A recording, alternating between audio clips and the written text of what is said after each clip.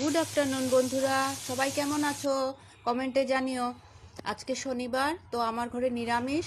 তার জন্য আলু পটল দিয়ে পনির দিয়ে একটা তরকারি করে নিলাম, যেটা পনিরের ডালনা বলে। তো তেজপাতা, পাঁচফোড়ন, সম্বাস দিয়ে আর গোটা গরম মশলা ফোড়ন দিয়ে আলু পটলটা ঢেলে দিলাম।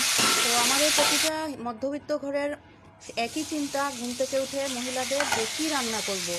আমি আবার একটু সিম্পল লাইফস্টাইল খুব পছন্দ করি, মানিয়ে নেওয়ার চেষ্টা করি। ঘরে যা আছে তাই দিয়েই ভালো খাবারটাও যাতে খাওয়া যায়, আবার ম্যানেজও করা যায়, সেইভাবে আমি চেষ্টা করি সবসময়।